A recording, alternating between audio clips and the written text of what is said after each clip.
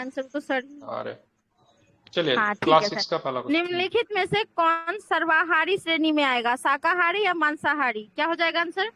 दोनों हो जाएगा सर। दोनों हो जाएगा, हाँ सर्वाहारी दोनों होते हैं। सवारी इसमें में दोनों आ हमें जाएगा। हम व्याख्या पढ़ने की आवश्यकता नहीं है। नेक्स्ट क्वेश्चन दिखाइए सर। चलिए, मधुमक्खियां जो है फूलों के मकरंद एकत्रित कर इसे भंडारित करती हैं, क्यों?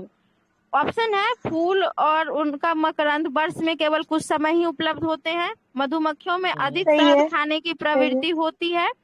इसमें आलस्य की प्रवृत्ति होती है। ऐसा करने से उन्हें खाने का भंडार एकत्र होने के बाद कमी नहीं करना पड़ता है। या उपयुक्त में से सभी क्या हो जाएगा? बताइए। बोलिए फटाफट। ये जिसको भी बताइए। वाला स्टेटमेंट गलत लग रहा है हमको। हाँ एक मक्खी ही है, बहुत ज्यादा सिर्फ आलस एक। नहीं होती है, बहुत ज्यादा मतलब एक्टिव ना होती ना, है। ये वाला बहुत स्टेटमेंट तो बहुत गलत था। ऐसा होता है ना कि फूलों में जो मकरंद होता है वर्ष में सिर्फ कुछ समय के लिए उपलब्ध होते हैं। वो कौन सा ये मौसम होता है? प्रश्न कई बसंत जगह ऋतु पूछा में। है, कई ठीक है, जगह पूछा, बसंत क्योंकि जिस ऋतु समय के। फूल हाँ खिलेगा तब तो वो मतलब फूल हाँ, के नव से वो बना पाएंगे। सही बात है। उसके बाद तो चलिए, हम 3 लोग नंबर उसको प्रश्न। तोड़ ताड़ के छोड़ ही देंगे। 3 नंबर प्रश्न कहाँ गया? निम्नलिखित कथनों पर विचार कीजिए। पौधे एवं जंतु भोजन के मुख्य स्रोत है, ठीक है। दूसरा है, सभी पौधों की जड़, तना, पुष्प और पत्तियों को खाया जाता है। तीसरा है, कुछ पौधों के 2 या 2 से अधिक भागे खाने योग्य होते हैं। चौथा है, कौवा मांसाहारी जीव है। बताइएगा कि कौन कौन सा सही नहीं है, बताइए फटाफट। बताना है। सभी पौधे के जड़ तो नहीं खा सकते हैं, ये तो गलत है। हाँ कौवा मांसाहारी में नहीं, सर्वहारी में आता है। हाँ, कुछ पौधे के 2 या 2 से अधिक भाग खाने, ये तो सही है। 2 और 4 गलत लग रहा है मेरे को, बाकी तो सब नहीं नहीं ठीक है। सही है सर। 2 से 2 अधिक भागे खाने के योग्य होते हैं, वो सही है। 2 और 4 हाँ तो, गलत है आपके, ठीक है। अरे सभी तो पौधे गलत है तो नहीं बोले होंगे। ना, 2 और 4 मतलब गलत है, वही तो हाँ मैं बोल रहा हूँ। चलिए, आगे क्वेश्चन लगाया नंबर तो 2 और 4। 4 में। इस समय व्याख्या की आवश्यकता नहीं, जहाँ होगी पढ़ दिया जाएगा। क्वेश्चन ठीक है, नंबर चलिए। 4 है, हाँ सूची को मिलाना आपको, और यहीं पे मिलाते चले जाइए। बताइए, शेर और बाघ किस में आएंगे? क्या हो जाएगा? शेर और बाघ ये दूसरे जंतु को खाते हैं, ठीक है। शाकाहारी में, जंतु को खाते। शाकाहारी में क्या आएगा? शाकाहारी में आ जाएंगे शाकाहारी सभी जंतु उत्पाद। सॉरी, शाकाहारी में सब पादप और पादप उत्पाद, पादप और पादप जो पादप उत्पाद। उत्पाद को खाते हैं, ठीक है। हाँ ठीक है। ये तो पालक सब फूल दिया गोभी है। आपका सब्जी हो गया, और दूध पनीर सभी जंतु उत्पाद हो गए। कहानी खत्म। ठीक है, आगे सर। चलिए हाँ आगे चैप्टर पढ़िए। नंबर 2 आप देखते हैं, भोजन के घटक। ये थोड़ा अच्छा चैप्टर है, जहाँ नहीं समझ में आएगा आप लोग पूछ सकते हैं। निम्नलिखित में से कौन से भोजन के पोषक तत्वों में सम्मिलित है? ठीक है, खनिज, लवण, विटामिन या आहारी रेशे। बताइए कौन कौन से हो जाएंगे?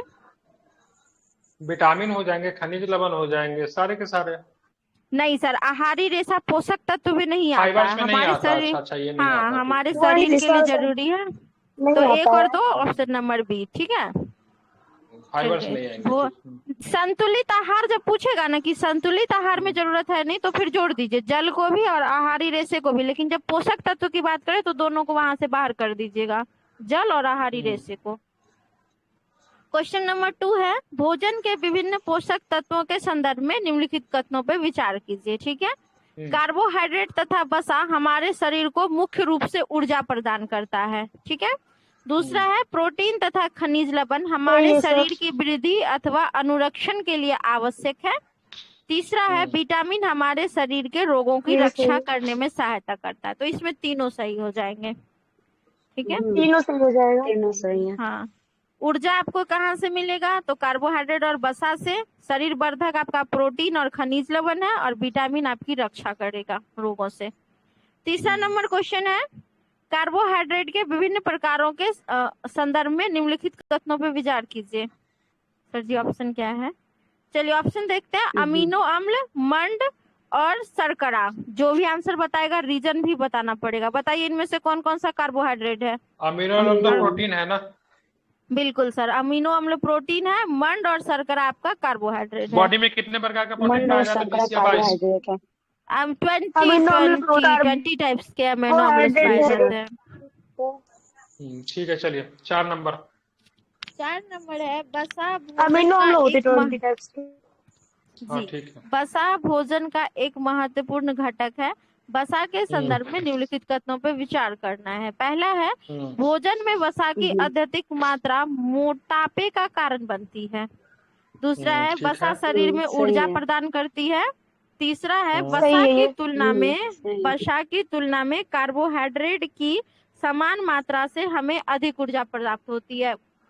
बताइए कौन नहीं, गलत कौन गलत है, सही। वसा नहीं ज्यादा ये एनर्जी गलत है। देता है ना कंपेयर टू गलत है ये। कार्बोहाइड्रेट। हाँ उल्टा लिख दिया है, कार्बोहाइड्रेट गलत की है। तुलना में वसा ज्यादा तो ऊर्जा एक आधू देगा। सही तो हो 2 जाएगा। सही 3 गलत है। अब देखते हैं क्या पूछ रहा है। एक सही दो है तो सही है, एक ठीक और है। 2 सही है। ठीक है 5वां क्वेश्चन सही पूछ देखिएगा। रहे हैं। पोषक तत्वों के अलावा जल भी भोजन का हिस्सा होता है। इस रूप में जल के संदर्भ में निम्नलिखित कथनों पर विचार करना है। ठीक है पहला है कि कुछ सीमा तक शरीर के लिए आवश्यक जल की पूर्ति खाद्य पदार्थों में उपस्थित जल से हो जाती है। दूसरा है जल भोजन में उपस्थित पोषकों को अवशोषित करने और मूत्र तथा पसीने के रूप में अवशिष्ट पदार्थों को शरीर से बाहर निकालने में सहायता करता है। क्या हो जाएगा दोनों सही है। दोनों स्टेटमेंट सही है इसमें। हाँ दोनों सही है। दोनों सही है। ठीक है तभी सब्जी वगैरह भी खाएगा तो वहां से भी बहुत पानी की पूर्ति हो जाती है।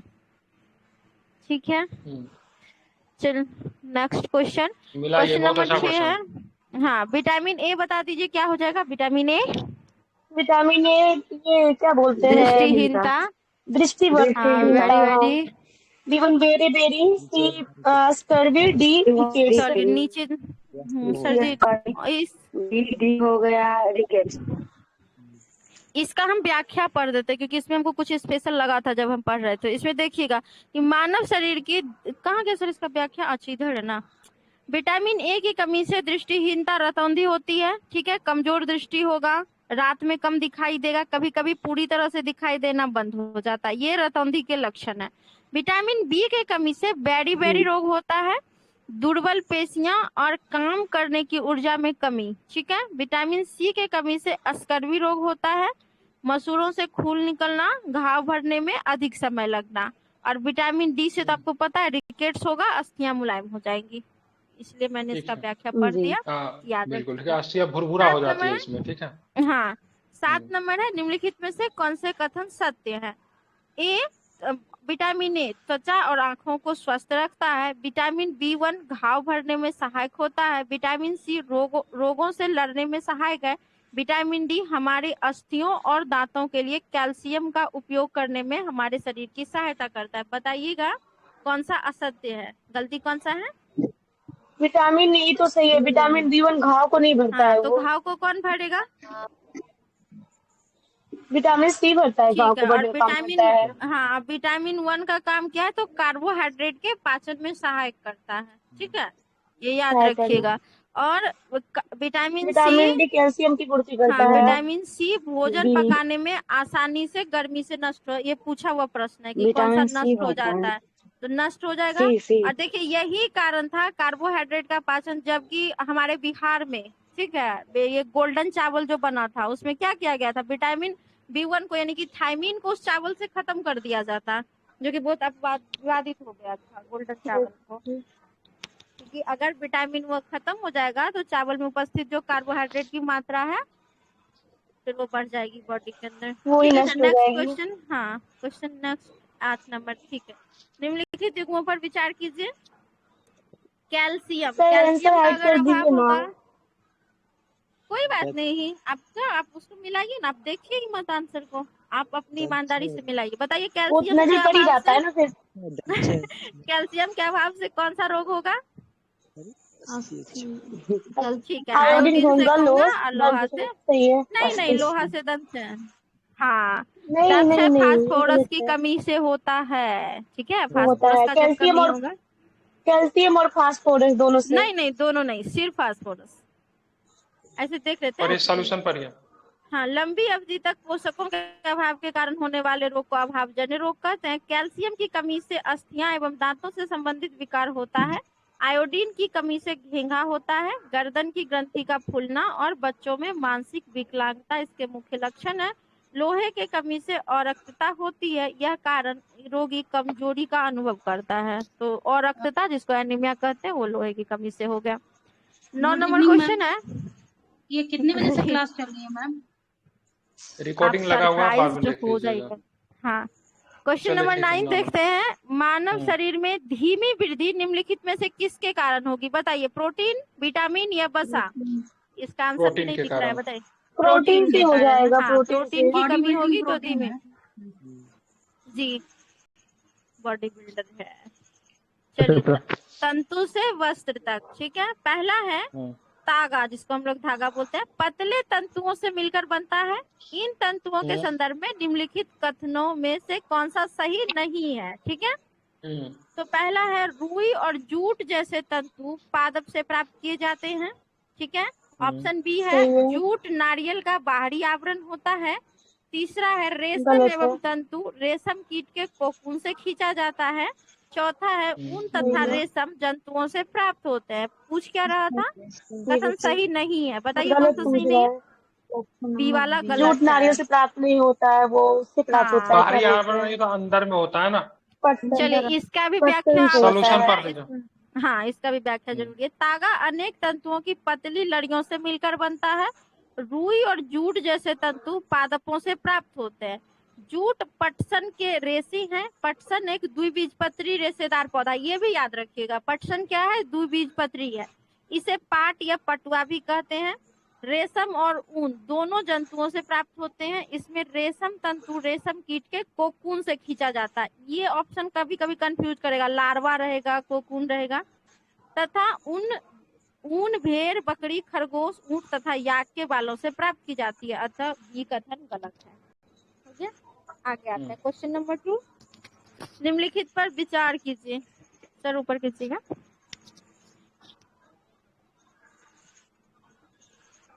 क्वेश्चन, चलिए इसका तो दिख नहीं रहा है, तो आप लोग बताइएगा कि उपयुक्त तंतुओं में से कौन कौन सा संश्लेषित है, बताइएगा। और कौन कौन सा प्राकृतिक है, दोनों बता दिया, ऐसे बताइए। बाकी कोई प्राकृतिक नहीं है इसमें से। नहीं सर, फ्लैक्स प्राकृतिक है। हाँ, फ्लैक्स कौन? प्राकृतिक नहीं, है, हमको पता था, यहाँ अच्छा, फ्लैक्स, अटकिएगा। फ्लैक्स, हाँ। फ्लैक्स एक और प्राकृतिक है। पांच। ये है। हाँ, और रेशम भी है, 1 5 बस। और नहीं है कोई, बाकी और कोई नहीं है। हाँ, ठीक है। फ्लैक्स जो है ना वो इसका सूती मतलब क्या हुआ? वस्त्र कृत्रिम का रूप से मतलब मैम। हाँ हाँ, सुनिएगा ध्यान से।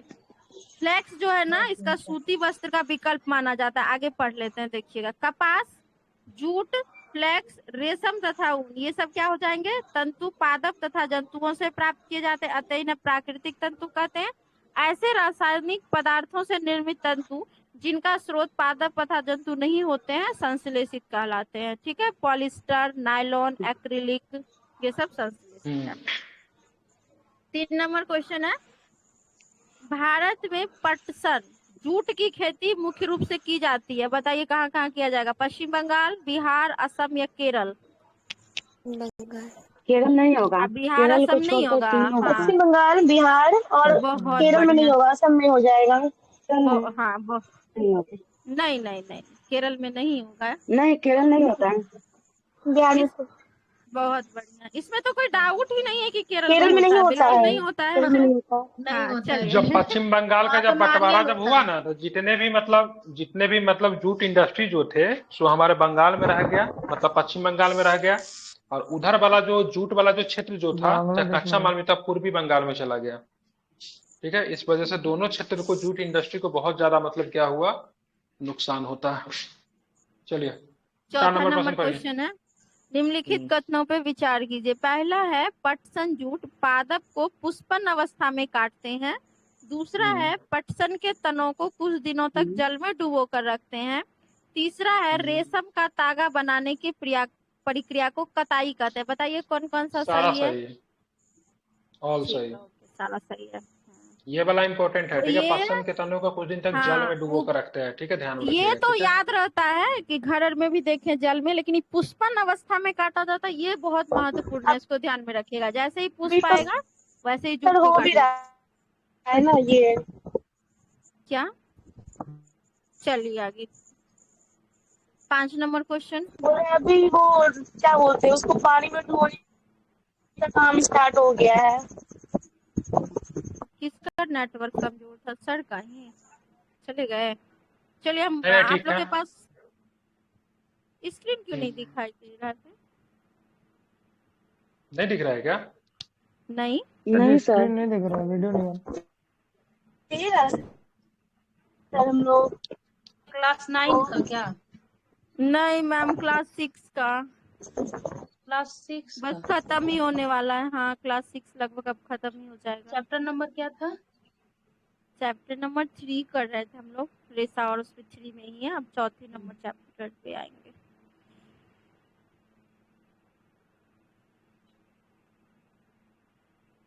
हाँ सर आ गया। चलिए आगे देखते हैं चैप्टर नंबर 4, वस्तुओं के समूह बनाना।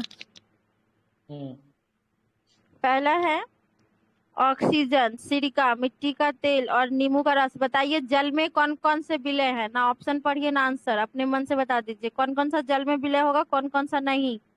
मिट्टी का तेल ऑक्सीजन तो हो ऊपर में जाएगा, नींबू तैरेगी। का रस भी हो जाएगा, सिरका भी हो जाएगा, मिट्टी का तेल नहीं होगा। बस एक मिट्टी का तेल नहीं होगा, मिट्टी का तेल होगा। ऑक्सीजन, सिरका और नींबू का तेल। नहीं मैम, इतना डाउट क्यों है कि होगा? नहीं होगा सिरका तेल मिट्टी। हाँ तैरता है वो, ऊपर आ जाता है वो। तो कैसे नहीं होगा? होगा ऐसा जी। हाँ बेटा रखो, हाँ। डाउट नहीं, कोई भी कॉन्फिडेंस। तेल, हाँ कोई भी तेल ना चलिए पानी में क्वेश्चन नहीं नंबर होगा, 2। गलत चीज है। जी। ठीक है क्वेश्चन नंबर आगे। सिरका सी है तो वो प्रिया प्रिया मैम आपका नेटवर्क डिस्टर्ब हो रहा है, आप एक बार ऑफ ऑन कर लो अपने फोन को, या फिर देख लो आपका डाटा वगैरह है या नहीं। चलिए ठीक है, 2 नंबर पढ़िए। हाँ ठीक है सर। निम्नलिखित पर विचार कीजिए। पहला है स्टील का प्लेट, दूसरा है तेल लगा कागज, तीसरा है गत्ते का डब्बा और चौथा है कांच। आपको बताना है कि इनमें से कौन कौन से पारभासी हैं। बताइए चारों में ये तेल लगा कागज का होता है, तेल का कागज कांच होगा, तो नहीं होगा, डब्बा स्टील नहीं का होगा, प्लेट तो कांच नहीं नहीं होगा, होगा, स्टील नहीं होगा। बस बस गट्टे का केवल डब्बा। दो, कांच भी नहीं होगा। केवल दो। हाँ कांच कांच पारदर्शी तो हो हर पार जाएगा, दिखेगा। पारभासी। हाँ पारदर्शी हो जाएगा कांच, ना कि पारभासी। सर चलिए इसमें व्याख्या की पारभासी आवश्यकता नहीं। पूछ रहा है, पारदर्शी नहीं। जी जी अरे बिल्कुल सर भी हाँ, सही है। क्या पूछा? चलिए निम्नलिखित में पदार्थों कौन का सा प्रवासी है? पृथक्करण। ट्रांसकुलेंट। हाँ जो आधा जिसको बोलते हैं। चलिए क्वेश्चन नंबर आगे। अपारदर्शी, इसका मतलब पारभासी का मतलब क्या हुआ? अपारदर्शी।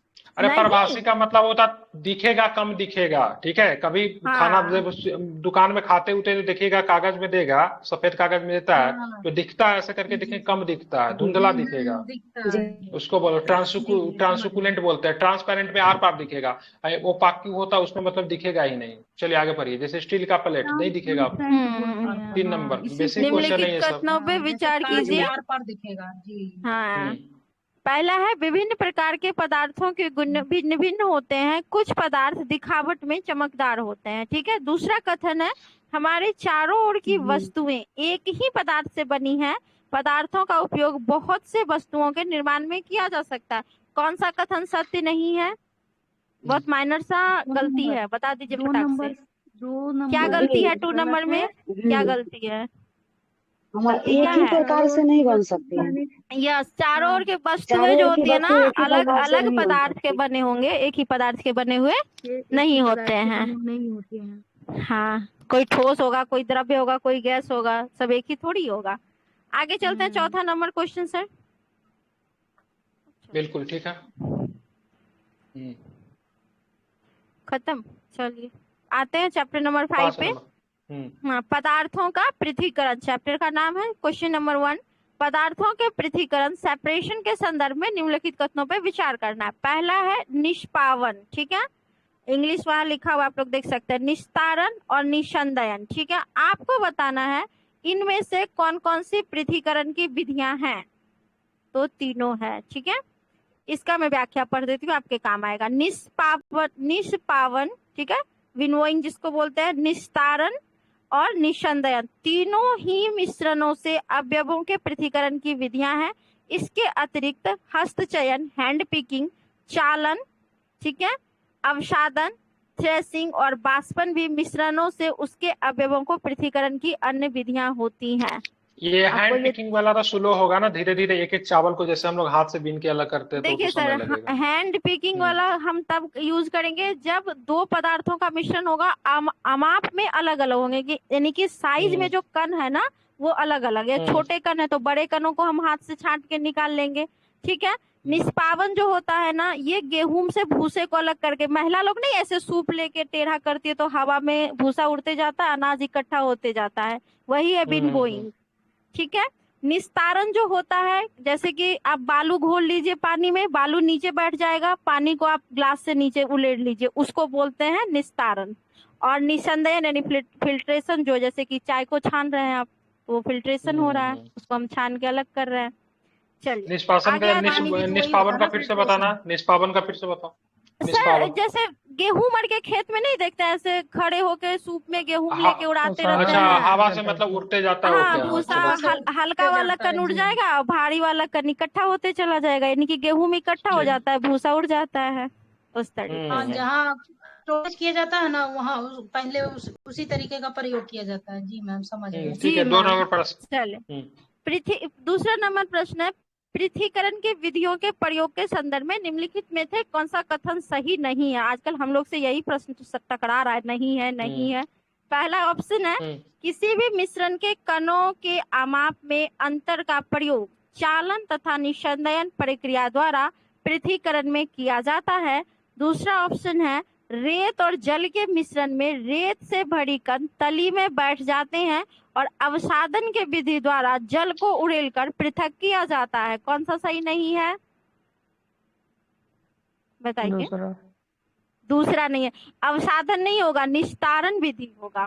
देखिए अवसादन शब्द सही है, जैसे रेत और जल को हमने मिलाया ना, रेत पानी के नीचे बैठ गया, पानी ऊपर है तो रेत जो नीचे बैठा, ठीक है, वो अवसादन बोलते हैं, उसको अवसादन बोलते हैं। और जल को जब हम उड़ेल कर नीचे करेंगे ना, उसको निस्तारण बोलते हैं। ये दोनों शब्द में अंतर है।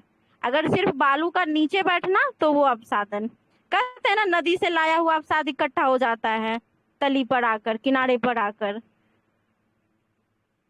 आगे और भी था इसमें ऑप्शन क्या? हाँ चलिए आगे ऑप्शन है, और भी ऑप्शन है सर इसमें, ऊपर की ठीक है। द्रव्य तथा उसमें अविलय पदार्थ के अवयवों को निसंदेयन विधि द्वारा पृथक किया जाता है, ठीक है। चौथा है, वाष्पन की विधि का प्रयोग द्रव्य में घुले ठोस को पृथक करने में किया जाता है। तो बाकी सब सही है, बस वही गलत है, ठीक है। अवसादन ना होके निस्तारण होगा वहां पे। आगे पढ़ दे सर इसकी व्याख्या को, क्या जरूरत हो तो पढ़ दीजिए, ठीक है।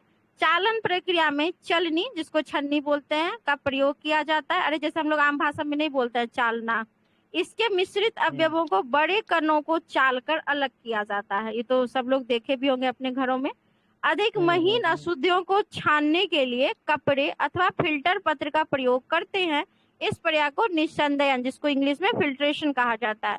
दोनों प्रक्रियाओं में मिश्रण के कणों के अमाप में अंतर का उपयोग किया जाता है, ठीक है। छानने के लिए जैसे हम चाय की पत्ती को बाहर निकालते हैं तो कणों में काफी अंतर होगा, तभी निसंदेयन होगा। दूसरा है, मिश्रण में जल मिलाने पर भारी अवयवों को तली में बैठ जाने के प्रक्रम को अवसादन कहते हैं। अवसादित मिश्रण को बिना हिलाए जल की मिट्टी सहित उड़ेलने की क्रिया को निस्तारण कहते हैं, ठीक है। द्रव्य में घुले ठोस को अलग करने के लिए वाष्पन विधि का प्रयोग किया जाता है। किसी द्रव्य को वाष्प में परिवर्तित करने की प्रक्रिया को वाष्पन कहते हैं। जैसे कि पानी में नमक मिला दीजिए तो उसको वाष्पन विधि से आप अलग करते हैं, क्योंकि पानी तो वाष्पीकृत हो जाएगा और नमक वहां इकट्ठा रह जाएगा। तीसरा नंबर क्वेश्चन, जिस विलयन में कोई पदार्थ एक सीमा के बाद और अधिक ना घोला जा सके, उस विलयन को निम्नलिखित में से क्या कहेंगे बताइए, क्या बोलते हैं उसको? संतृप्त। हाँ, संतृप्त विलयन बोलते हैं।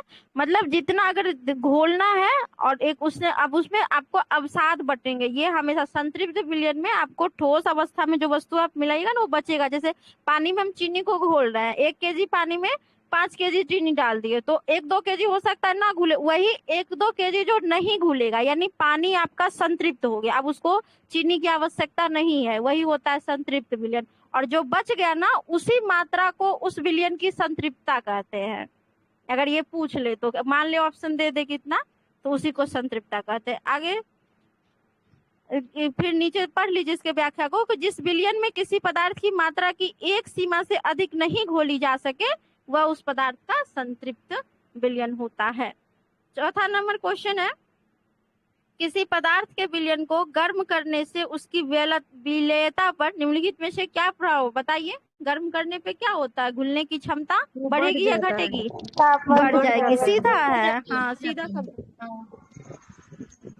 ऐसे प्रश्नों में कभी भी ये नहीं सोचना कि थोड़ा बढ़ेगा थोड़ा घटेगा, नहीं, बस बढ़ेगा तो सीधा बढ़ेगा, यही दिमाग में रखिए, ठीक है, ऐसे ही उलझा देगा। छठा नंबर क्वेश्चन पे आते हैं, हमारे चारों ओर के परिवर्तन। तो पहला है 6 नंबर चैप्टर है, पहला क्वेश्चन है, औजारों में लोहे के फलक से बने बलय में लकड़ी का हत्था लगाने के लिए फलक के बलय वाले हिस्से को गर्म किया जाता है। गर्म करने के साथ वलय में निम्नलिखित में से क्या परिवर्तन होता है? पहला है इसका आकार छोटा हो जाएगा, इसका आकार बड़ा हो जाएगा, इसके आकार में कोई परिवर्तन नहीं होगा, या इनमें से कोई नहीं। क्या होगा गर्म करने के बाद? बड़ा हो जाएगा। हाँ सर, फैलाव होगा। करेक्ट, हाँ। चलिए सब पढ़ना नहीं, सोल्यूशन नहीं पढ़ना इस सबका। नहीं, ये सब आपका मेंटली टेस्ट है, बस इसका सोल्यूशन क्या पढ़ना। निम्नलिखित विचार कीजिए। पहला है कागज का जलना, दूध का दही बनना, तीसरा है नमक का पानी में घुलना, चौथा है कुम्हार द्वारा मिट्टी के ढेर को बर्तन में बदलना। इनमें से कौन कौन से परिवर्तन उत्क्रमित किए जा सकते हैं? मतलब दोबारा प्राप्त किया जा सकता है ना? हाँ, मतलब दोबारा प्राप्त करेंगे तो कौन सा परिवर्तन होगा? रासायनिक होगा कि मतलब वो क्या बोलते हैं, फिजिकल होगा? नमक को पानी में घोलकर दोबारा प्राप्त कर सकते हैं। मैं क्या बोल रहा हूँ, मैं बोल रहा हूँ अगर दोबारा प्राप्त करेंगे तो फिजिकल चेंज होगा कि केमिकल चेंज होगा, सो बताइए ना, तो वो क्यों बताने लगते हैं? फिजिकल चेंज होगा सर, केमिकल चेंज होगा, प्राप्त नहीं किया जाता है। दोबारा प्राप्त करेंगे तो फिजिकल चेंज नहीं होगा, फिजिकल चेंजेस में दोबारा प्राप्ति करने की संभावनाएं होंगी। अगर केमिकल रिएक्शन हो रहा है तो उत्क्रमित होने का संभावना होगा ही नहीं, ठीक है, उस चीज को हम नहीं पा सकते हैं दोबारा। तो इसमें से कौन हो जाएगा? इसमें से तो बस 3-4 होगा, क्योंकि नमक को वाष्पीकरण करके पानी हटा देंगे तो नमक प्राप्त हो जाएगा, और मिट्टी को फिर से हम बर्तन में बदल सकते हैं। 3-4। अच्छा, अगर इसमें कुम्हार मतलब मिट्टी को पका दिया जाए तब भी हम मिट्टी में बदल देंगे वापस क्या? नहीं, आग में जलने के बाद नहीं। हाँ, इसको जरा ध्यान में रखिएगा कि आग में जला हुआ बर्तन ना हो। ऑप्शन को देख लीजिएगा एक बार। देखिए, इसको हम पढ़ देते हैं, थोड़ा इसको समझ लीजिए। वो बर्तन नहीं दिया गया, इसलिए यहाँ पे हो जाएगा। कुछ परिवर्तनों को उत्क्रमित किया जा सकता है तथा कुछ को नहीं, ठीक है। कागज का जलना, दूध का दही बनना, ये परिवर्तन उत्क्रमित नहीं किए जा सकते, जबकि नमक का पानी में घुलना तथा कुम्हार द्वारा मिट्टी के ढेर के बर्तन में बदलना उत्क्रमित किए जा सकते वाले परिवर्तन है। बस इतना ही याद रखिए। चलिए 3 लेसन बचा हुआ, आप रुक जाइए, कोई आदमी और पढ़ेंगे क्या? नीचे लिखा हुआ है, कुम्हार द्वारा मिट्टी के बर्तन में भट्टी में सेकने के बाद परिवर्तन को उत्क्रमित नहीं किया जा सकता, ठीक है। तो बर्तन पे थोड़ा ध्यान दीजिएगा कि कैसा बर्तन लिख रहा है। पढ़िए कोई और नंबर। 3 चैप्टर और है, मैम नहीं है तो खाना बना रही थी। और कोई पढ़ सकते तो पढ़ ले, मैं अभी खाना बना रही हूँ मैम। 3 ही चैप्टर है, कोई पढ़ लीजिए। पढ़ो प्रिया, आवाज ठीक है क्या? पौधे को जानिए, ज्यादा नहीं, 3 चैप्टर पढ़ना है, पढ़िए अगर कोई पढ़ सकता है तो, नहीं तो फिर। हेलो, मैं पढ़ूं? बिल्कुल। पुष्प, चैप्टर नंबर 7 ना? जी। पुष्प के विभिन्न भागों में निम्नलिखित में से कौन सा ये से सम्मिलित नहीं है? बाह्य दल, पंखुड़ी, पुंकेसर, स्त्रीकेसर या मूलांकुर? अंकुर मैम, मूलांकुर जड़ हो गया। मूलांकुर तो नहीं होगा, ठीक है। मूलांकुर नहीं हो जाएगा, ये चारों हो जाएगा। बाह्य दल हो जाएगा, पंखुड़ी हो जाएगा, स्त्रीकेशर और पुंकेशर हो जाएगा। सॉल्यूशन भी पढ़ ये भी लीजिए पढ़ना इसका। है, ठीक है। बाह्य दल, पंखुड़ी, पुंकेसर एवं स्त्रीकेसर पुष्प के विभिन्न भाग हैं। पराग कोश और तंतु पुंकेसर के भाग हैं, जबकि वर्तिका, वर्तिकाग्र, अंडाशय और बीजांड स्त्रीकेसर के भाग हैं।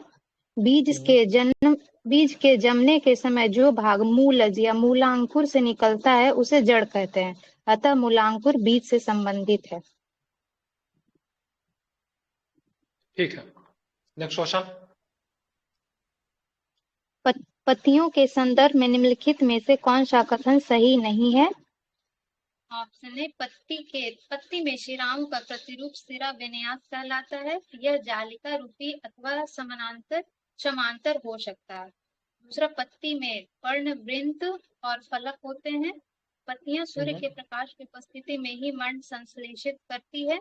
पत्तियां वायुमंडल में उपस्थित जलवाष्प का कुछ हिस्सा भोजन बनाने की प्रक्रिया में ग्रहण करती है। तो इसमें कथन सही चौथा गलत है। डी चौथा नंबर वाला, गलत हो बाष्पोत्सर्जन करेगा तो जलवाष्प को बाहर करेगा, ना कि ग्रहण करेगा। बिल्कुल ठीक है। तो इसका कौन सा, हाँ व्याख्या पढ़िए इसका, ठीक है। ये चौथा वाला स्टेटमेंट गलत है, क्यों गलत है इसका व्याख्या पढ़िए, समझ में आ जाएगा।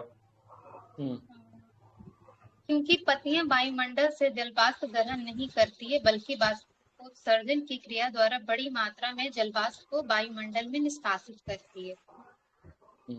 ठीक है, देखिए 6 क्लास का क्वेश्चन स्टैंडर्ड देख रहे हैं, इसका कितना अच्छा लग रहा है। पत्तियों के संदर्भ में निम्नलिखित में से कौन सा कथन सही नहीं है? तो पत्ती में शिराओं का प्रतिरूप शिरा विन्यास कहलाता है। यह जलिका रूप अथवा समानांतर होता है। पत्ती में पर्णवृत्त और फलक होते हैं, ये तो सही है, तो पता होता है। पत्तियां सूर्य के प्रकाश की उपस्थिति में ही मंड संश्लेषित करती है, ठीक है। मंड क्या होता है? कार्बोहाइड्रेट होता है ना। पतिया या मंडल, बिल्कुल, पटिया या मंडल में उपस्थित जल वाष्प का कुछ हिस्सा भोजन बनाने के प्रक्रिया में मतलब ग्रहण करती है, तो ये गलत है, ठीक है। चलिए 3 नंबर प्रश्न पढ़िए। तने दो तरफा मार्ग का कार्य करते हैं। बेन हो गया सर, जो सिरा हो गया ना, सिरा विन्यास बेन का पार्ट होता है जी। पत्ता में देखते हैं ना, ये एक सीधा होता है, वो हो गया बेन, और उसका जो सिरा विन्यास उसी को कहते हैं, जो अलग अलग तरह से हो जाता है, निकल जाता है, उसको सिरा विन्यास कहते हैं। ठीक है, चलिए 3 नंबर क्वेश्चन। तने दो तरफा मार्ग का कार्य करते हैं। तनों के कार्य के संदर्भ में निम्नलिखित कथनों पर विचार कीजिए। पहला, तना जल एवं खनिज की पतली नलिकाओं द्वारा पत्तियों तथा पौधे के अन्य भागों तक पहुंचाता है। दूसरा, पत्तियों द्वारा बना भोजन तनों से होकर ही पौधे के विभिन्न भागों में संग्रहित। आवाज बहुत कम आ रही है, ऐसा नहीं चलेगा, बहुत कम आवाज आ रही है। दूर से बात कर रही है क्या? नहीं, थोड़ा सा बोल्डली, बहुत कम आ रही है। तने दो तरफा मार्ग का कार्य करते हैं।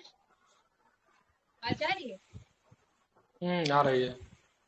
तने के कार्य के संदर्भ में निम्नलिखित कथनों पर विचार कीजिए। पहला, तना जल एवं खनिज की को पतली नलिकाओं द्वारा पत्तियों तथा पौधे के अन्य भागों तक पहुंचाता है। दूसरा, पत्तियों द्वारा बना भोजन तनों से होकर ही पौधे के विभिन्न भागों में संग्रहित होते हैं। तो दोनों कथन सही है। चलिए देखिए, यहाँ पे तने दो तरफा मार्ग का कार्य करते, तनों के कार्य के संदर्भ में निम्नलिखित कथनों पे आपको विचार करने हैं। तना जल एवं खनिज के पतली नलिकाओं द्वारा पत्तियों तथा पौधे के अन्य भागों में पहुंचता है, ये सही है।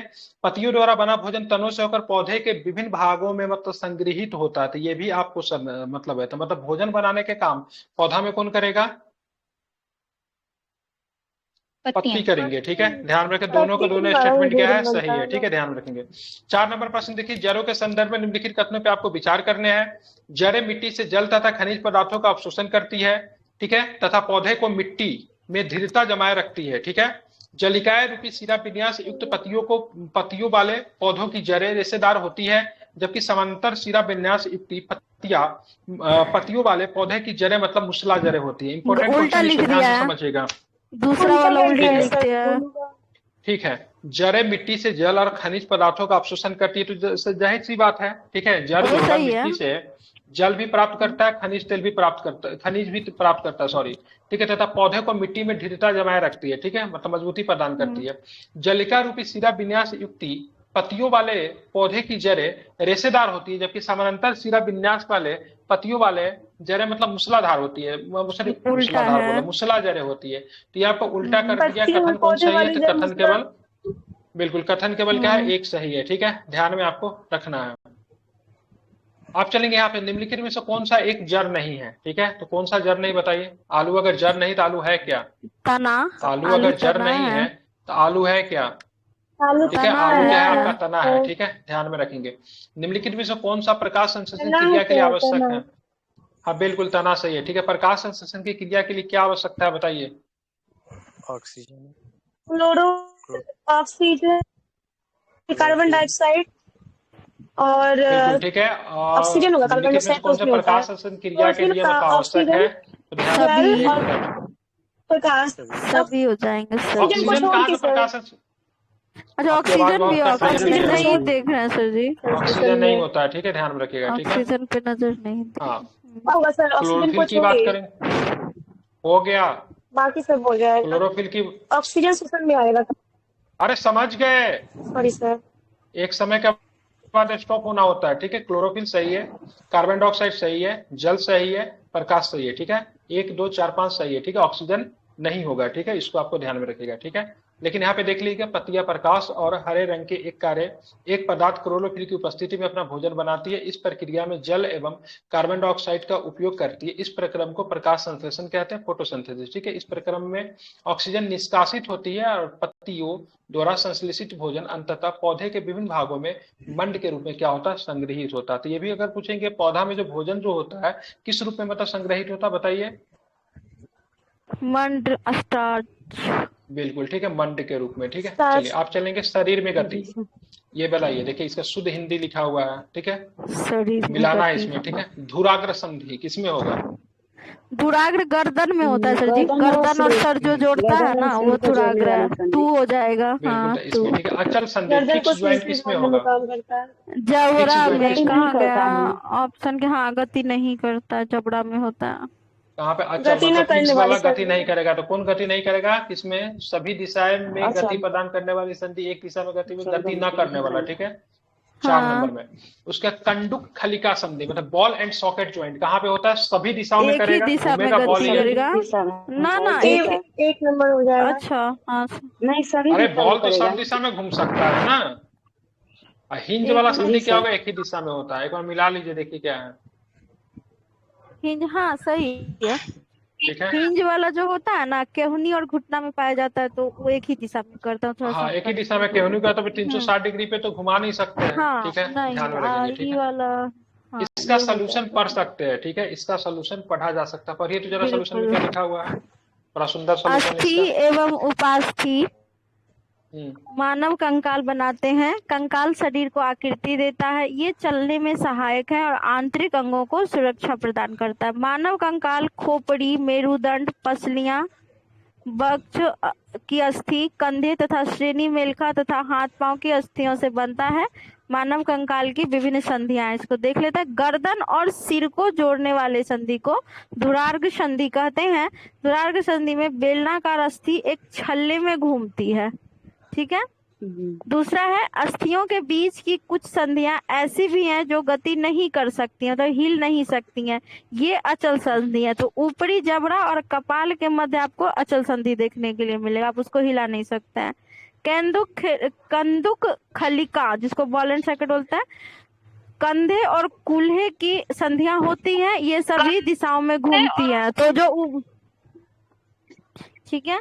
चौथा है आपका हिंज संधि, केहूनी और घुटने की संधियों में होती है, यह एक ही दिशा में गति प्रदान करती है। यही था आपका चारों क्वेश्चन, हो गया। चलिए ठीक है। अब यहाँ पे देखें, मानव शरीर की पेशियां के संदर्भ में निम्नलिखित कथनों पे आपको विचार करना है। संकोचन की अवस्था में पेशी छोटी, कठोर एवं मोटी हो जाती है। ठीक है, यह अस्थि को खींचती है। ठीक है, संकुचन की अवस्था में पेशी छोटी, कठोर एवं मोटी हो जाती है, अस्थि को खींचती है। पेशियों के जोड़े के एक साथ सिकुड़ने एवं फैलने से अस्थियां गति करती है। बताना निम्नलिखित में से कौन सा कथन सही है? ठीक है, तो केवल एक कथन सही है, दूसरा कथन गलत क्यों है? तो देखेंगे, कथन एक सही है परंतु 2 गलत है, क्योंकि पेशी केवल खींच सकती है, वह धक्का नहीं दे सकती है। ठीक है, पेशियों के जोड़े के, ठीक है, एकांतर क्रम में सिकुड़ने एवं फैलने से अस्थियां गति करती हैं, न कि एक साथ मतलब सिकुड़ने एवं फैलने से। ठीक है, किसी अस्थि को गति प्रदान करने के लिए दो पेशियों को संयुक्त रूप से कार्य करना होता है। जब दो पेशियों में से कोई एक सिकुड़ती है तो अस्थि उस दिशा में खिंच जाती है। युगल की दूसरी पेशी शिथिल लंबाई में बढ़कर पतली हो जाती है, उस अवस्था में आ जाती है।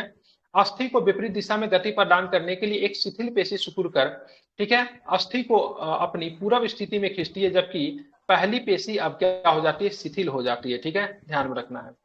तीसरा क्वेश्चन क्या है, केचुए के शरीर की रचना उपयोगिता के संदर्भ में निम्नलिखित में से कौन सा कथन सही नहीं है? सर जी और केचुए क्या का था जो गलत हुआ था ऊपर वाला में?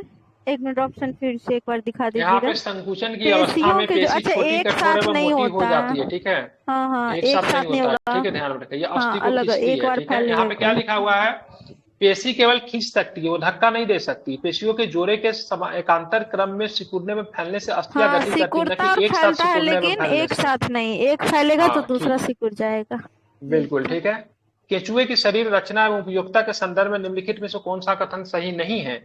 केचुआ का मेरुदंड लंबा तथा शरीर की, ठीक है, पेशियां क्षीण एवं असंख्य होती है। ठीक है, केचुए में गति शरीर की पेशियों के बारी से, ठीक है, विस्तारण एवं संकुचन होती है। बताइए कौन गलत है, कौन सही है? ये सही है सर, एक में थोड़ा मेरुदंड तो हुआ दोनों सही एक लग सही रहा है। एक गलत लग रहा है। दूसरा वाला नहीं, दूसरा तो सही है, पहला थोड़ा देख ये लेते सर हैं। इनका। देखें 6 क्लास का क्वेश्चन कितना बढ़िया है। इधर दूसरा भी तो ऑप्शन सही है। है ठीक है, और पहला वाला शरीर का अंत सतह पे सूख बाल जैसी आकृति केचुए के भूमि पर पकड़ बनाने में सहायक होते हैं। केचुए मिट्टी को उपजाऊ बनाने में सहायक होते हैं। ठीक है, हाँ स्टेटमेंट एक जो है क्या आपका सही? स्टेटमेंट एक क्या था? तो केचुए गलत का था। मेरुदंड लंबा तथा, ठीक है, लंबा तथा शरीर पेशियां क्षीण एवं असंख्य होती, ये गलत है। बाकी तीनों के तीनों स्टेटमेंट गलत सही है। है ठीक एक है, वाला। हाँ बिल्कुल। इसका सोल्यूशन गलत पढ़िए है। जरा, क्या लिखा हुआ सोल्यूशन को पढ़िए जरा। पढ़ रहा सर जी। केचुए के शरीर में अस्थियां नहीं होती हैं, परंतु इसमें पेशियां होती हैं। ये पेशियां उनके शरीर के घटने यानी कि संकुचन और बढ़ने विस्तारण में सहायता करती है। पेशियों के संकुचन और विस्तारण की प्रक्रिया से ही केचुए गति करते हैं। अतः कथन अच्छा मेरुदंड होगा ही नहीं उसके शरीर में, क्योंकि अस्थियां ही नहीं पाई जाती हैं। तो मेरुदंड केचुआ में लिख के अस्थियां वही नहीं पाई गलती जाती कर, हैं। हाँ वही गलती कर दिया था। केचुए के शरीर में छोटे छोटे अनेक सूख मिट्टी में उसके पकड़ को मजबूत बनाते हैं। इसके हाँ विखंडित तो होता है सर, बस वही मेरुदंड सर। सब जो लिख दिया था ना। इसके शरीर में फैटी कुछ चिकने चेम्बर्स में पदार्थ होता है होते हैं, डिवाइड। ये भी इसके चलने में सहायक होता है। केचुए अपने रास्ते में आने वाली मिट्टी को खाते हैं। उनका शरीर अनपचे पदार्थ को बाहर निकालता है। केचुआ द्वारा किया गया यह कार्य मिट्टी को उपजाऊ बना देता है, जिससे पौधों की फायदा होती है। कितने चैम्बर में होता है? कौन मेंबर बोल रहे थे? कोई कुछ बोल रहा था ना? 18 चैम्बर में। बॉडी होते हैं। 18 चैम्बर चैम्बर में। चलिए ठीक, ओके थैंक यू। चलिए पढ़िए 4 नंबर क्वेश्चन पढ़िए। केचुए के श्वसन के संदर्भ में निम्नलिखित कथनों पे कौन सा कथन सही है? पहला है केचुआ नासिक ग्रंथिका के द्वारा श्वसन करते हैं। दूसरा है केचुआ त्वचा द्वारा श्वसन करते हैं। तीसरा है केचुआ मुख द्वारा श्वसन करते हैं, या इनमें से कोई नहीं। तो त्वचा के माध्यम से श्वसन करेगा और नासिक करता और है केचुआ का अलावा होता ही नहीं है, तो श्वसन कैसे करेंगे? अटैक करता है। ठीक है, और चलिए, 5 नासिका नंबर ग्रंथि क्वेश्चन। से कौन करेगा? मछली में नासिका ग्रंथि से कौन करता है? क्या नाम है? व्हेल डॉल्फिन और मछली। व्हेल। हाँ डॉल्फिन और व्हेल दोनों नासिका ग्रंथि से करेगा। 5वां 5 नंबर नंबर। क्वेश्चन है, निम्नलिखित कथनों पर विचार कीजिए। पहला है घोंगे का कवच इसका बाह्य कंकाल कहलाता है, परंतु यह अस्थियों का नहीं बना होता है। ठीक है। दूसरा कथन है घोंगे के पेशीय पाद चलने में उसकी सहायता करते हैं। तीसरा कथन है यह कवच घोंगे के वजन को संतुलित करता है, इससे भी उसे चलने में सहायता मिलती है। कौन कौन से कथन सही हो जाएंगे? 1 और 2। तीसरा वाला गलत। गलत है जी तीसरा सर वाला। जी कैल्शियम कार्बोनेट ही होता है। पेशीय पाद चलने में इसकी सहायता Yes, करता है, sir, जबकि यह कवच घोंगे के वजन को संतुलित करता है, इससे भी चलने में सहायता मिलती है। गलत है। ठीक है, ये स्टेटमेंट पढ़िए गलत इसका। बात है, वो वजन को सॉल्यूशन पढ़िए। संतुलित नहीं। पहला है घोंगे का कवच इसका बाह्य कंकाल है, परंतु यह अस्थियां का नहीं बना होता है। यह कवच एकल एकक, इसको याद रखिएगा, सिंगल यूनिट होता है और यह घोंगे के चलने में कोई सहायता नहीं करता। यह घोंगे के साथ खींचता रहता है। कथन 3 गलत है। घोंगे के पैर एक मोटी मांसल संरचना के रूप में होती है जो दृढ़ पेशियों के बने होते हैं। घोंगे अपने इन्हीं पेशीय पाद के सहायता से चलते, तो कवच का कोई यूज ही नहीं है, बस ऐसे ढोते रहता है उसको, कवच को कोई उसके यूज सुरक्षा के लिए होता है। नहीं सर, सुरक्षा प्रदान करता। हाँ ये तो बोल, सुरक्षा नहीं प्रदान करे, क्या बात करती है? उसी में सुरक्षा ना प्रदान घुसा करता रहता है है, उसमें। फिर चलना छिप होता है तो जाता है मुंह वो बाहर उसमें। निकालता है। हाँ हाँ जब भी हाँ। उसको खतरा फिर मौजूद होता है उसमें छिप जाता है। हाँ, फिर मुंह बाहर कर लेता है जब चलना होता है। तो क्वेश्चन काफी नंबर 6 मजबूत होगा होता ना। है। क्वेश्चन नंबर 6, सूची मिलाना है तो मिला दीजिए। इसमें तिलचट्टा का क्या हो जाएगा? तिलचट्टा, तिलचट्टा। इसका शरीर कठोर है, कंकाल से ढका रहता है। इसका शरीर कठोर बाह्य कंकाल द्वारा ढका रहता है। पक्षी क्या हो जाएंगे? पक्षी वायु प्रकोष्ठ होते हैं, ठीक है, इसके तभी तो उड़ पाता है वो, इसके अस्थियों में वायु जी। प्रकोष्ठ होता है। मछली जो हो गया ना आपका, मछली शरीर धारा रेखीय होगा। शरीर धारा और रेखा, जी। सर्प, होता है, ये अनेक बलयों से सर्प मुड़ ये मुड़ बलय सकता में है, हाँ बलय मुड़ा के द्वारा। रहता है। कुंडली जो ना मारता है ऐसे करके। पढ़ दीजिए सोल्यूशन इसका। जी सर, तिलचट्टा का शरीर कठोर बाह्य कंकाल द्वारा ढका होता है। यह कंकाल विभिन्न एककों के परिसर संधियों द्वारा बनता है, जिसके कारण गति संभव हो पाती है। तिलचट्टे में उपस्थित विशिष्ट पेशियां चलने और उड़ने में उसकी सहायता करते हैं। पक्षियों की अस्थियां एवं वायु प्रकोष्ठ होते हैं, जिनके कारण उनकी अस्थियां हल्की परंतु मजबूत होती है। अग्रपाद की अस्थियां रूपांतरित होकर पक्षी का पंख बनाती है। बहुत इंपॉर्टेंट है, ध्यान रखिएगा। अग्रपाद वाला जो होता है ना, वही बदल के पंख बन जाता है। मछली का सिर एवं पूंछ उनके मध्य भाग की अपेक्षा पतले एवं नुकीले होते हैं। शरीर की इसी आकृति धारा रेखी कहलाती है। मछली शरीर के दोनों ओर एकांत क्रम में बलय बनाकर जल में यही वजह से तैरती तो वो है। जल में तैर पाती है ना। हाँ। जी सर। सर्प का मेरुदंड लंबा होता है। शरीर की पेशियां छिन्न एवं असंख्य होती हैं। ये परस्पर जुड़ी होती हैं। सर्प का शरीर अनेक बलयों में मुड़ा होता है। प्रत्येक बलय आगे को धक्का देती है, तभी उस ऐसे फिसलते रहता है। इस कारण सर्प बहुत तेज गति से आगे की ओर चलता है, परंतु सरल रेखा में नहीं चलता। ऐसे अर्थात ऐसे चलता है, ऐसे हाँ, ऐसे। अर्थात सर्प अपने शरीर के दोनों ओर एकांतर क्रम में बलय बनाते हुए भूमि पर बलयाकार गति करते हुए आगे फिसलता है। तभी नहीं देखते सर, टाइल्स वगैरह पे नहीं चल पाएगा, बहुत फिसलता है टाइल्स पे, हम चढ़ते हुए देख नहीं। और इसमें ना याद रखिएगा, ऑक्टोपस, ऑक्टोपस एक और है जिसका शरीर धारा रेखीय नहीं होता है, जलीय जीव में। एक नाम मैं भूल रही हूँ, ऑक्टोपस ध्यान में रखिएगा, एक मुझे भी याद नहीं।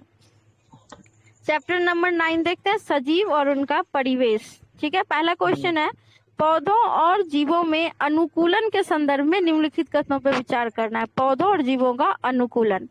पहला है, पौधों और जीवों के विशिष्ट लक्षण एवं स्वभाव जो उन्हें एक आवास विशेष में रहने के अनुकूल बनाते हैं, अनुकूलन कहलाते हैं।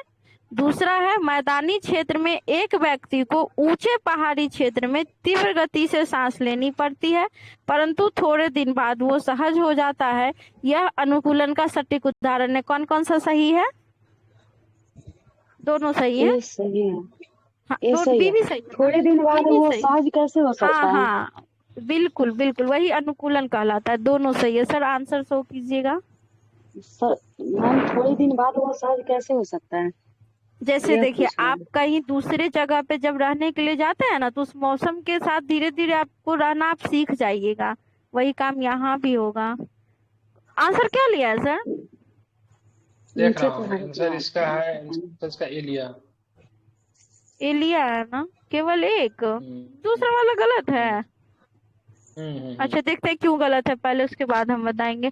एक कथन एक सही है परंतु दो गलत है, क्योंकि अनुकूलन, अच्छा सॉरी, वो क्या तो होता है अल्पकाल में, क्या बोलते हैं सर जी उसको, जो थोड़े समय में मतलब बदल लेते हैं हम? नीचे लिखा हुआ है, रुकिए आने दीजिए हमें। अल्पकाल में नहीं होता, यह हजारों वर्षों में आए परिवर्तन के प्रति पौधों व जीवों के अनुकूल होने से संबंधित है। मैदानी क्षेत्र के व्यक्ति को पहाड़ी क्षेत्र में जाने पर सहज होने में कुछ दिन लगते हैं। ये परिवर्तन अल्प अवधि से संबंधित है। अल्प अवधि में किसी एक जीव के शरीर में होने वाले छोटे छोटे परिवर्तन पर्यानुकूल कहलाते हैं। यह परिवर्तन हजारों वर्षों में हुए अनुकूल से भिन्न। हमको ये स्टोरी याद था, ये शब्द हम भूल गए थे, हमको लगा अनुकूलन ही होता, लेकिन आप सहज हो जाइएगा जब पहाड़ों पे 10 दिन 15 दिन रहेगा जी तो जी फिर सांस आसान हो जाएगा। ठीक है, क्वेश्चन जी नंबर 2। ठीक। किसी सजीव का परिवेश जिसमें वह रहता है आवास कहलाता है। आवासों में विभिन्न घटक उपस्थित होते हैं। इन घटकों के संदर्भ में निम्नलिखित कथनों में से कौन से कथन सही हैं? पहला है, किसी आवास में पाए जाने वाले सभी जीव, पौधे एवं जंतु उसके जैव घटक है। और दूसरा है, चट्टान, मिट्टी, वायु, जल जैसी अनेक निर्जीव वस्तुएं आवास के अजैव घटक हैं। सूर्य का प्रकाश एवं उष्मा जैसे ऊर्जा घटक इन दोनों घटकों में से किसी से सम्मिलित नहीं। गलत है, सूर्य अजैव घटक में आएगा, सूर्य अजैव घटक में आता है। तीसरा वाला घटक। 3 नंबर गलत है। हाँ हाँ, वेरी गुड हो जाएगा। चलिए तीसरा है, ऊंट मरुस्थलीय परिस्थितियों के लिए अनुकूल होता है। इसके बिल्कुल। अनुकूलन के संदर्भ में निम्नलिखित कथनों पर विचार करना कि क्यों अनुकूल होता है मरुस्थल में। इसके पैर लंबे होते हैं जिससे इसका शरीर रेत की गर्मी से दूर रहता है। इसके मूत्रोत्सर्जन की मात्रा बहुत कम होती है तथा मल शुष्क होते हैं। उसको पसीना नहीं आता है। तीनों सही है, पसीना तभी आएगा तो तो ज्यादा जल मरुस्थल में चाहिए। रहेगा। हाँ, हम्म, बचपन में सर पढ़े थे ना कि कुबर में पानी इकट्ठा करके पीते रहता है थोड़ा थोड़ा। अब जाके पढ़े कि नहीं, पसीना ही नहीं बसा आता है। उसको। चौथा नंबर क्वेश्चन है, निम्नलिखित पर विचार कीजिए। मछली, स्क्विड्स एंड ऑक्टोपस, इसमें से यही मैं बताने वाली थी, इनमें से किसका या किनका शरीर धारा रेखीय नहीं है? तो वही एक आपका वो हो स्क्विड जाएगा। का दूसरा नहीं होता नंबर, है।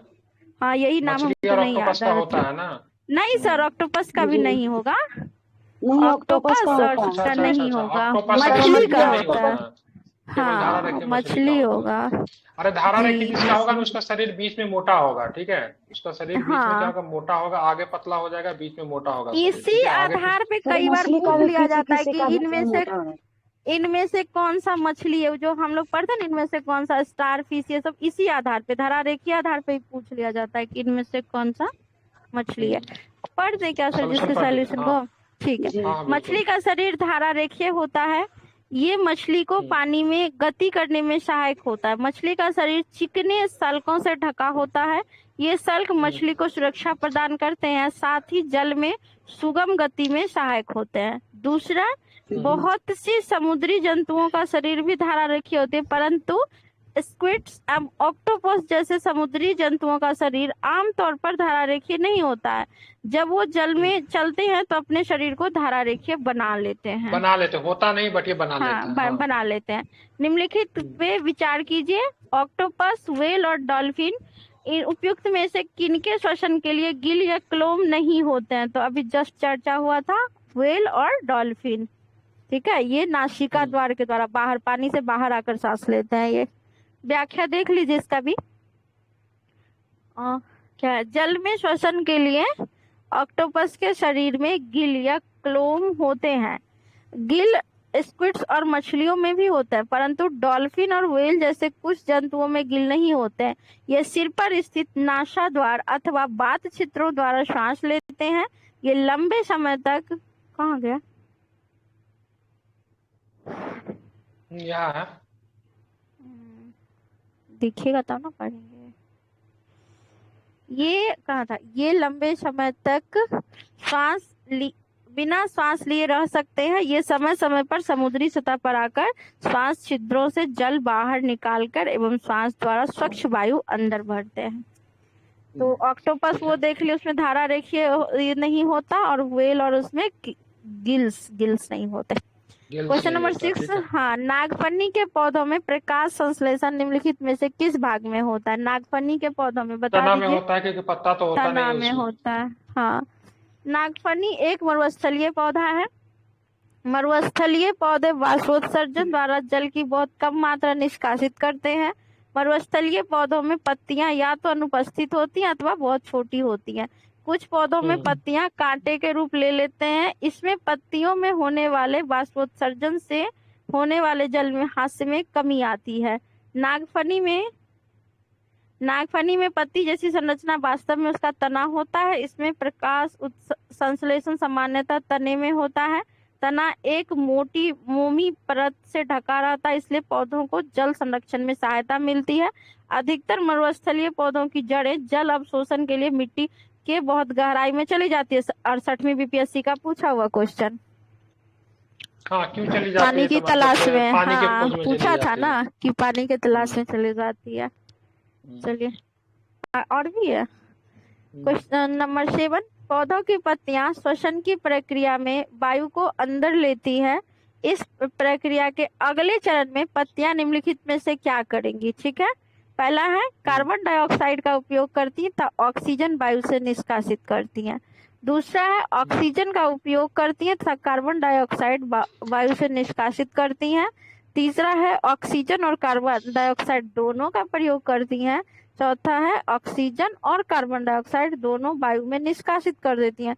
क्या पूछ रहा था? अगले चरण में क्या करती हैं? ऑक्सीजन का अरे उपयोग। कभी कभी ना पौधा ऑक्सीजन भी लेना शुरू कर देता है, ठीक है, और उल्टा नहीं सर जी, काम एक मिनट सुनिए ना। जब खाद्य बनाने की प्रक्रिया होगी, जब भोजन बनाएगा, तब कार्बन डाइऑक्साइड का प्रयोग करेगा, ऑक्सीजन का निष्कासन करेगा। और श्वसन प्रक्रिया तो जो हम लोग के अंदर होता है वही उसके अंदर भी होता है। उसमें ऑक्सीजन का प्रयोग करता है और कार्बन डाइऑक्साइड बाहर निकालता है। इसीलिए ना रात में भोजन नहीं बनाता, रात में केवल श्वसन करता है, जिससे कि हम लोग कहते हैं कि पेड़ के नीचे नहीं सोना चाहिए, क्योंकि CO2 अधिक मात्रा में निष्कासित करेगा। उस समय वो भोजन नहीं बनाएगा, उस समय वो केवल श्वसन करता है, और दिन में श्वसन भी करता है और भोजन भी बनाता है। जब श्वसन करेगा तो फिर वो भी ऑक्सीजन लेना शुरू करेगा। हाँ लेना शुरू मतलब ऑक्सीजन लेगा और कार्बन डाइऑक्साइड निष्कासित करेगा, जो कि श्वसन प्रक्रिया है सजीवों में। सजीव श्वसन में यही करते हैं, ऑक्सीजन ग्रहण करते हैं और कार्बन डाइऑक्साइड को निष्कासित करते हैं। पढ़ देगा, ठीक। पौधों की श्वसन क्रिया में गैसों का आदान प्रदान मुख्यतः उनकी पत्तियों द्वारा होता है। पत्तियां सूक्ष्म रंध्रों स्ट्रोमेटा द्वारा वायु को अंदर लेती है तथा ऑक्सीजन का उपयोग करती है। ये कार्बन डाइऑक्साइड वायु में निष्कासित करती है। प्रकाश संश्लेषण की क्रिया में पौधे प्रकाश की उपस्थिति में वायु के कार्बन डाइऑक्साइड का उपयोग भोजन बनाने के लिए करती है तथा ऑक्सीजन छोड़ती है। पौधे केवल दिन के समय ही भोजन बनाती है, यही मैं अभी बोल रही थी। जबकि श्वसन क्रिया दिन और रात दोनों में करेगी। जब ये भोजन बनाने की प्रक्रिया में की क्रिया सीधे उल्टा होगा।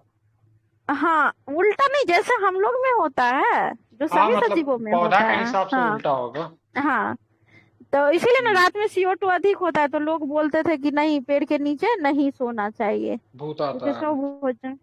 भोजन बनाने की प्रक्रिया में निष्कासित ऑक्सीजन की मात्रा पौधे द्वारा श्वसन में उपयोग किए गए ऑक्सीजन की अपेक्षा बहुत अधिक होती है। ये भी इम्पोर्टेंट है कि अधिक होती है। कब अधिक होगी? भोजन बनाने के दौरान जो निष्कासित करेगा। निम्नलिखित में से किस में या किन में श्वसन प्रक्रिया संपन्न होती है? पौधे, जीव और बीज। बताइए किन? तो तीनों में हो जाएगा, तीनों श्वसन करेगा। ठीक है, इसको भी पढ़ ही देते हैं। श्वसन की सभी सजीवों के लिए विशिष्ट लक्षण है, सभी जीवों के लिए आवश्यक है, क्योंकि ग्रहण किए गए भोजन से श्वसन के द्वारा ही शरीर को ऊर्जा मिलती है। पौधे व जीवों के समान ही बीजों में भी श्वसन होता है। उदाहरण, गेहूं के बोरी में कुछ गर्मी उत्पन्न होता है, यह गर्मी बीजों के श्वसन के कारण उत्पन्न होती है। बीजों के श्वसन की क्रिया उस समय भी चलती है जब अन्य जैव प्रक्रम उसमें सक्रिय नहीं होते। अच्छा, हमेशा वो श्वसन लेते रहता है। बिल्कुल। निम्नलिखित पे विचार कीजिए। उत्सर्जन, उद्दीपन के प्रति अनुक्रिया और प्रजनन। आगे क्या है? उपयुक्त में से कौन से सजीव, जंतु और पौधे दोनों के लक्षण है? तो कौन कौन से दोनों में आपको देखने के लिए मिलेंगे? जंतु और पौधे दोनों में, तो तीनों। ये तो सजीव का लक्षण ही है। चलिए इसका सॉल्यूशन, इसका भी पढ़ना है। यह बाह्य वातावरण में होने वाले कुछ परिवर्तनों जैसे कांटा चुभना, तेज प्रकाश, प्रिय व्यंजन इत्यादि को उद्दीपन कहते हैं। सभी सजीव उद्दीपन के प्रति अनुक्रिया देते हैं। छुई मुई गुलमेहंदी के पौधे की पत्तियां छूने पर अचानक मुरझाकर सिकुड़ जाती हैं। यह पौधे के उद्दीपन के प्रति अनुक्रिया का उदाहरण है। प्रजनन पौधे तथा जंतु दोनों में होते हैं, परंतु दोनों में प्रजनन के तरीके भिन्न हैं। हो क्लास गया चैप्टर क्लास 6 खत्म। अच्छा हो क्लास गया 6 सर, ये तो खत्म हम ना। लोग किए थे ना। हाँ क्लास 6 खत्म हो गया आपका।